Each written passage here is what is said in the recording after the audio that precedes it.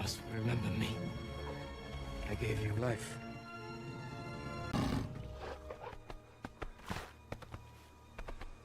हजार साल पहले की बात है। एक कबीला हुआ करता था जिसका नाम यगौल था। वो पहाड़ियों में रहा करते थे और उन्हीं हाथियों का शिकार किया करते थे। इसी पर उनका गुजर बसर हुआ करता था।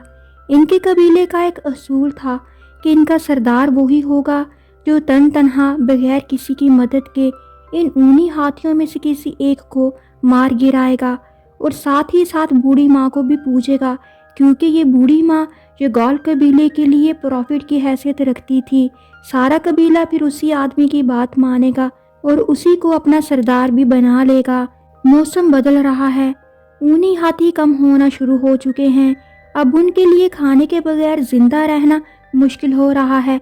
कबीले के लोग बूढ़ी माँ के सामने एक लड़की को पकड़कर लाते हैं जिसकी आंखें नीली हैं। इस लड़की के सारे खानदान को कत्ल कर दिया गया है। वो लड़की अपनी माँ की लाश के साथ लिपटी रो रही थी। बूढ़ी माँ इस लड़की को देखकर बताती है इसे देवताओं ने भेजा है। ये हमें ये बताने आई है कि 4 पाँव वाले राक्षस हमारी दुनिया का खात्मा करेंगे। वो हमारी तरफ आएंगे और हम अपने आखिरी शिकार पर भी जाएंगे। लेकिन डरने की ज़रूरत नहीं, क्योंकि इस आखिरी शिकार के दौरान हम में से एक बहादुर वॉरियर निकलेगा और ये इसकी औरत होगी। फिर ये दोनों हमें एक ऐसी दुनिया दिखाएंगे जहाँ पर भूख का दूर दूर तक नामो निशान ना होगा। ये नीली आंखों वाली लड़की हम सबके लिए ब्लेसिंग है और हमें इसकी हिफाजत करना होगी। दिले एवलट को बहुत गौर से देखता है।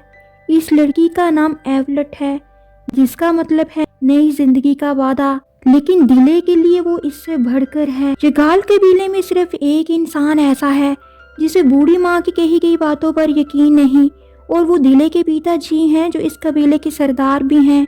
वो अपने कबीले के लोगों के आने वाले बेहतरीन कल को मुमकिन बनाने के लिए यहाँ से जा रहे हैं। वो शिकार के आने का इंतज़ार नहीं कर सकते, इसलिए किसी ऐसी सरजमीन की तलाश में जा रहे हैं जहाँ पर जिंदगी की बुनियादी ज़रूरतों की कमी ना हो, जहाँ पर वो अपने लोगों को लेकर जा सकें। टिक टिक उनसे कहता है, मैं तुम्हारे बेटे की ऐसे हिफाजत करूँगा जैसे वो मेरा अपना हो। दिले के पिताजी कहते हैं, मैं जानता हूँ तुम ऐसा ही करोगे, लेकिन मैं तुमसे ये चाहता हूँ कि तुम किसी को ना बताओ कि मैं क्यों गया था। फिर वो अपना स्पेयर टिक टिक को सौंप कर टिक टिक की तरफ आखिरी नजर देखते हुए वहाँ से दूर चले जाते हैं। सीन शिफ्ट होता है। कबीले के लड़के तीरबाजी का मुकाबला कर रहे हैं। दिले कैरन को अपने साथ मुकाबला करने का कहता है। कैरन इसे कहता है, मैं तुम्हारे साथ मुकाबला नहीं करूंगा क्योंकि तुम्हारा बाप हम सबको छोड़कर भाग गया था। इस बात पर दिले को गुस्सा आता है और वो कैरन को मारना शुरू कर देता है। दोनों में झगड़ा होना शुरू हो जाता है। टिक टिक वहाँ पर आकर उन दोनों को रोकता है। दिले वहाँ से चला जाता है। कैरन कहता है ये एक कॉवर्ड का बेटा है। टिक टिक उससे कहता है ये बात आज के बाद कोई नहीं करेगा। अगले सीन में दिले अकेला बैठा हुआ है। एवलट उसके पास आ जाती है और कहती है, तुम भी अकेले हो मेरी तरह। फिर दिले उससे पूछता है, तुम्हारी फैमिली कहाँ है? एवलट कहती है, वो सब मारे जा चुके हैं। 4 पाँव वाले शैतानों ने इनको मार डाला है। दिले एवलट के हाथ को छूता है और उसे कहता है, तुम अकेली नहीं हो, मैं तुम्हारे साथ हूँ हमेशा, और तुम हमेशा मेरे दिल में आसमान पर नजर आने वाली रोशनी की तरह चमकती रहोगी। और फिर बहुत से मौसम गुजर जाते हैं। दिले और एवलट के दिल में एक दूसरे के लिए मोहब्बत बढ़ती जाती है। आखिरकार बहुत सालों के बाद आखिरी शिकार पर जाने का वक्त आ चुका है। कैरन एक बहुत अच्छा शिकारी है और बूढ़ी माँ के कानून के मुताबिक जो कोई ऊनी हाथी यानी मेनक को शिकार करके हराएगा, एवलट की शादी उससे होगी और उसे कबीले का सरदार भी बना दिया जाएगा। इसलिए एवलट दिले से कहती है, हमें यहाँ से भाग जाना चाहिए और अपनी जिंदगी का फैसला खुद करना चाहिए। लेकिन दिले कहता है, क्या मैं भी अपने पिताजी की तरह अपने लोगों को छोड़ दूं? अब एक ही तरीका बचता है जिससे हम दोनों एक हो सकते हैं कि मैं मेनक को मार डालूं। वो लोग हाथी को मेनक कहा करते थे। अभी वो ये बातें कर ही रहे होते हैं कि इनको मेनक के आने की आवाजें आती हैं। वो आगे बढ़कर देखते हैं तो बहुत सारे हाथी उनकी तरफ बढ़ रहे होते हैं। सारे शिकारी अपने शिकार के लिए तैयार खड़े हो जाते हैं। टिक टिक उनसे कहता है, आज मैं मेनक को नहीं मारूंगा, आज तुम में से कोई एक मेनक को मारेगा और जो कोई ऐसा करेगा मैं उसे अपना सफेद बर्छा दे दूंगा और वो सरदार कहलाएगा। पहला बार कैरन करेगा। सब कैरन की जीत के लिए आवाज लगाते हैं कि मेनक सिर्फ करण का है, कैरन ही हमारा सरदार भी होगा। दिले कैरन से कहता है तुम मेनक के लिए लड़ो, लेकिन मैं सिर्फ एवलेट के लिए लड़ूंगा। मेनक का एक बहुत बड़ा झुंड कबीले की तरफ बढ़ रहा है। सब शिकारी अपने अपने हथियारों के साथ झाड़ियों में से उन पर नजर रखे हुए हैं। शिकारी हमला कर देते हैं। मेनक में अफरा तफरी फैल जाती है और वो भागने लगते हैं। कबीले के लोग सबसे आखिरी मेनक को, जो बहुत तगड़ा होता है, इसको जाल में फंसा लेते हैं, लेकिन वो इतना ताकतवर होता है कि वो बड़े बड़े पत्थरों को गिराकर खुद को जाल से आजाद कराकर भागने लगता है। डिले उस जाल पर छलांग लगा लेता है। मेनक भाग रहा है और डिले इस जाल पर मेनक के पीछे पीछे है। अब मेनक एक चट्टान पर जाकर रुकता है, डिले पर हमला करता है, लेकिन डिले अपना बचाव करता है। अपने बचाव के लिए डिले अपने बर्छे से मेनक पर हमला करता है और अपने बर्छे को जमीन में गाड़ कर उसका रुख मेनक की तरफ कर देता है। जब मेनक डिले पर हमला करता है तो वो बर्छा सीधा मेनक को लगता है और वो मर जाता है। कबीले के लोग समझते हैं कि दिले ने मेनक को मारा है। वो इसे अपना सरदार बना लेते हैं। बूढ़ी माँ दिले को सफेद बर्छा दे देती है और उसे एवलेट भी मिल जाती है, लेकिन दिले इस जीत के बाद खुश नहीं है। वो टिक टिक के पास जाकर उसे बताता है कि मैंने अपनी बहादुरी के सर पर मेनक को नहीं मारा, इसलिए मैं सफेद बर्छे का और सरदार बनने का हकदार नहीं हूँ। लेकिन टिक टिक उसे कहता है ऐसा करने से तुम एवलेट को भी खो दोगे। लेकिन दिले अपने जमीर के हाथों मजबूर होता है। जब दिले ये बात एवलेट को बताता है तो वो कहती है तुमने मुझे छोड़ दिया और वहाँ से चले जाती है। अगली सीन में घोड़ों पर सवार कुछ लोगों के आने की आवाज आती है। बूढ़ी माँ बाहर जाकर देखती है तो घबरा जाती है। एवलेट बूढ़ी माँ को सहारा देती है। घुड़सवार कबीले वालों को मारते जाते हैं। उनके सरदार की नजर एवलेट पर पड़ती है। वो उसे कैदी बनाकर अपने साथ वापस ले जाता है। एवलेट के अलावा और भी कबीले के बहुत से लोगों को उसने अपना कैदी बना लिया है। दिले उन पर हमला करने लगता है, लेकिन टिक टिक उसको रोक देता है क्योंकि वो तादाद में और जोर में बहुत ज्यादा है। अगले दिन दिले, टिक टिक, कैरन अपने लोगों को बचाने के लिए निकल पड़ते हैं। उनका मनसूबा घुड़सवारों के पीछे जाने का है। एक लड़का भी इनके पीछे पीछे है जिसकी माँ को उन घुड़सवारों ने मार डाला है। उसका नाम बाका है। बूढ़ी माँ उनके सफर को अपनी स्पिरिचुअल पावर से देख रही होती है। वो जानती है जो हंटर्स जा रहे हैं वो फातिहा बनकर लूटेंगे। चलते चलते इनको रात हो जाती है। टिक टिक कहता है हमें खाना खाना चाहिए और सोना चाहिए, लेकिन दिले सफर जारी रखना चाहता है। टिक टिक उसे कहता है मुझे अंधेरे में कुछ नजर नहीं आ रहा, क्या तुम्हें नजर आ रहा है? फिर वो रुक जाते हैं, सोने के लिए लेटते हैं और वो सो जाते हैं। अगली सुबह वो दोबारा से अपने सफर का आगाज करते हैं। इनको अपने पीछे किसी के चलने का एहसास होता है। वो बाका है। टिक टिक उसे डांट कर कहता है तुम यहाँ क्यों आए हो, वापस जाओ। लेकिन बाका कहता है मैं वापस नहीं जाऊंगा, उन्होंने मेरी माँ को मार डाला है। फिर बाका भी उनके साथ शरीक हो जाता है। अब वो चट्टानों पर चढ़ रहे हैं। टिक टिक एक पत्थर को उठाकर कहता है इनमें अभी भी आग है, जिससे साफ जाहिर होता है वो घुड़सवार यहाँ से होकर गुजरे होंगे। एवलेट को वो जगह भी नजर आती है जहाँ पर 4 पांव वाले शैतानों ने उसके माता पिता को मारा था। उनके साथ चलते हुए एवलेट को पता चल जाता है कि 4 पांव वाले शैतान भी उन घुड़सवारों के कैदी हैं। घुड़सवार चलते हुए एक जंगल में पहुंच जाते हैं। उनके पीछे पीछे युगाल कबीले के लोग भी पहुंच जाते हैं।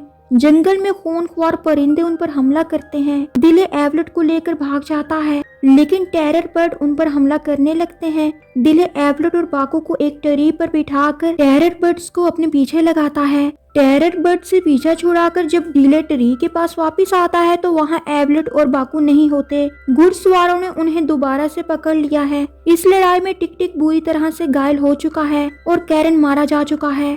दिले टिक टिक को जंगल से बाहर ले आता है। वो आग जलाकर टिक टिक के जख्मों को जलाता है, फिर उसके लिए खाने का इंतजाम करने निकल जाता है। वो हिरणों के पीछे भागता हुआ एक टाइगर पिट में जा गिरता है। जब उसे होश आता है तो बारिश हो रही होती है। घड़े में पानी भरता जा रहा है। उसे अपने सामने एक शेर नजर आता है जो डूबने वाला है, लेकिन वो बाहर नहीं निकल पा रहा क्योंकि उसका एक पाँव एक ट्रैप में फंस चुका है। दिले उस शेर की मदद करना चाहता है, लेकिन उसे आजाद करने से पहले दिले उससे कहता है मैं तुम्हें आजाद करूंगा, लेकिन फिर बाद में तुम मुझे ना खाना। दिले उसे ट्रैप से आजाद करता है। शेर उसकी तरफ आकर उसे सूंघ कर वहाँ से चला जाता है। फिर दिले भी पिट से बाहर निकलकर टिक टिक के पास चला जाता है। वहाँ पे टिक टिक दिले को कहता है कि मुझे इस दिशा से चिल्लाने की और लोगों के रोने की आवाजें आई थी। ऐसा लगता है यहाँ पर किसी ने हमला किया होगा, हमें वहाँ जाना चाहिए। फिर दिले और टिक टिक उस दिशा को जाने लगते हैं। जैसे ही वो वहाँ पहुँचते हैं उनको वहाँ खाना पड़ा हुआ मिलता है। वो दोनों काफी दिन से भूखे होते हैं, फौरन खाना खाने लग जाते हैं, जबकि उस कबीले के लोग आकर उन पर हमला करने लगते हैं। टिक टिक और दिले अपना बचाव करने के लिए इन पर जवाबी हमला करने लगते हैं। इतने में किसी शेर के दहाड़ने की आवाज बहुत पास से आती है। वो शेर टिक टिक और दिले की तरफ आता है। कबीले के लोग भी शेर से डर जाते हैं। अब दिले शेर को कहता है, मैं वही हूँ जिसने तुम्हारी जान बचाई थी। शेर दिले को देख के फिर से सूंघता है। कबीले के लोग ये सब देख रहे होते हैं। शेर दिले को सूंघने के बाद कबीले वालों की तरफ बढ़ता है और इन पर दहाड़ते हुए वहाँ से चला जाता है। इस कबीले का नाम नाकू कबीला है। नाकू कबीले के लोग दिले से पूछते हैं, क्या तुम स्पेयर टूथ से बात कर सकते हो? क्योंकि इनके बिलीव के मुताबिक जो कोई स्पेयर टूथ यानी शेर से बात करेगा वही नाकू कबीले के लोगों को बचाएगा भी। नाकू कबीले के लोग फार्मर हैं और वो खेती बाड़ी करके अनाज पैदा करते हैं। वो फौरन ही दिले को अपना मेहमान बना लेते हैं। वो इन दोनों को खाना देते हैं और रहने के लिए कमरा भी देते हैं। दिले को उनका खाना बहुत तीखा लेकिन अच्छा लगता है, जिस पर नाकू कबीले के लोग खुश हो जाते हैं। दिले को नाकू कबीले से पता चलता है कि उसके पिताजी भी इनके पास आए थे। फिर कुछ लोग उनको बंदी बनाकर ले गए थे। उस रात टिक टिक दिले को बताता है कि तुम्हारे पिताजी बुज़दिल नहीं थे, वो कबीले के लोगों की भलाई के लिए जमीन की तलाश में निकले थे। वो एक अजीम इंसान थे। दिले टिक टिक से कहता है, तुम मुझे ये बात आज बता रहे हो इतने सालों के बाद। इधर नाकू कबीले के लोग आसपास के सब कबीलों को जमा करके इनको दिले के बारे में बताते हैं कि वो स्पेयर टूथ से बात कर सकता है और ये हमारे लोगों को बचाकर वापस लाएगा। सब कबीले दिले के साथ खड़े हो जाते हैं क्योंकि हर कबीले पर घुड़सवार हमला करके उनके लोगों को कैदी बनाकर ले जाते हैं। वो सब अपने बच्चों भाइयों को छुड़ाना चाहते हैं। वो सब लोग एक बड़े झुंड की शक्ल में रेगिस्तान में निकल पड़ते हैं। उनको दरिया में कुछ कश्तियां नजर आती हैं। उन कश्तियों में कैदी होते हैं। बाकू और एबलट दिले को देखकर आवाजें लगाना शुरू कर देते हैं। घुड़सवार सब कैदियों को खामोश करा देते हैं और देखते ही देखते सब कश्तियां गायब हो जाती हैं। कश्ती में बैठे हुए कैदियों को उम्मीद नजर आती है कि दिले उन्हें बचा लेगा। उनकी डेस्टिनेशन स्नेक ऑफ द आई है, जहाँ तक जाना आसान नहीं। बीच में ना खत्म होने वाला रेगिस्तान है। जो कोई इस सफर पर जाता है जिंदा वापस नहीं आता। लेकिन दिले कहता है, हम आई ऑफ द स्नेक जाएंगे और अपने लोगों को बचाकर वापस भी आएंगे। उनका सफर शुरू हो जाता है। रेगिस्तान ना खत्म होने वाला समंदर है। कई दिन तक वो एक ही जगह सर्कल में घूमते रहते हैं। दिले के साथ ही गर्मी धूप प्यास से मरने लगते हैं। वो आराम करने के लिए फिर से रुक जाते हैं। इधर रेगिस्तान में रात के वक्त दिले बैठा हुआ है। वो दूसरों की तरह सोया नहीं, वो कुछ सोच रहा है। फिर वो भागता हुआ टिक टिक की तरफ जाता है और उससे बताता है कि मुझे आई ऑफ द स्नेक मिल गया है। वो देखो आसमान की तरफ वो रोशनी। याद है ना गांव के लोग क्या कहा करते थे, ये सूरज के नीचे रेस्ट करती है और चांद के नीचे मूव नहीं करती और यही आई ऑफ द स्नेक की तरफ लेकर जाएगी। कबीले के लोग उस रोशनी की दिशा में चलते चलते माउंटेन्स ऑफ गॉड के पास आ जाते हैं। स्नेक ऑफ द आई उनको नजर आ चुका है, जहाँ पर बहुत बड़े बड़े पिरामिड्स बनाए जा रहे हैं, जिनके लिए मुख्तलिफ कबीले के लोगों को कैदी बनाकर यहाँ लाया जाता है। फिर इनसे काम लिया जाता है। दिले को लगता है ये तादाद में बहुत ज्यादा हैं, इनसे मुकाबला करना मुश्किल होगा। इन लोगों के अपने खुदा हैं और अपने खुदाओं को खुश करने के लिए वो इंसानों की बलि दे देते हैं। दिले गुलामों के पास जाता है और उनको बताता है कि मैं तुम्हें यहाँ से आजाद करा लूंगा। फिर वहाँ पर एक अंधे आदमी को लाया जाता है जो देवताओं के खास आदमी में से एक था, लेकिन फिर उसकी आंखें निकालकर उसकी बलि दी जाने वाली थी कि गुलामों ने उसे बचा लिया। वो अंधा आदमी दिले को बताता है कि इन लोगों के 3 खुदा हैं, 2 खुदा मर चुके हैं, एक अभी जिंदा है और जो कोई इस खुदा को मारेगा उसके हाथ पर एक निशान होगा।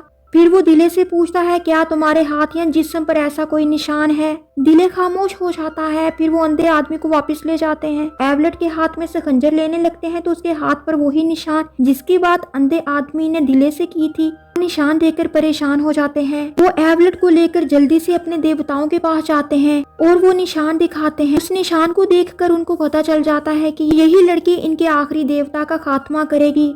एबलट को महल से बाहर लेकर आते हैं। दिले भी उसके सामने है। देवता का हुक्म लोगों को सुनाया जा रहा है, जिसका भी तलक एबलट से है। अगर इसने बगावत करने की कोशिश की तो इस लड़की को मार डाला जाएगा। दिले अपने बच्चे की एक ही वार से देवता को मार गिराता है, जिससे उस देवता के मानने वालों पर वाज़ह हो जाता है कि ये कोई देवता नहीं था बल्कि आम इंसान था। कबीले के लोग अपने लोगों को बचाने के लिए महल के अंदर जाकर हमला कर देते हैं। एबलट दिले की तरफ भाग रही होती है, लेकिन पीछे से सरदार तीर चलाकर एबलट को मार देता है। दिले एबलट की मौत पर टूट जाता है। इधर बूढ़ी माँ की हालत भी खराब हो रही है और वो अपनी जान देकर एवलेट को दोबारा से जिंदा कर देती है। सब गुलामों को आजाद करा लिया गया है, एवलेट भी जिंदा हो गई है। नाकू कबीले के लोग दिले का शुक्रिया अदा करते हैं और उनको कुछ बीज भी देते हैं जिससे अनाज उगाया जाएगा। मूवी के लास्ट में हमें दिखाया जाता है कि दिले और एवलेट ने बीज बोया था जिससे बहुत जल्दी पौधा निकल आया है और यहाँ पर मूवी एंड हो जाती है।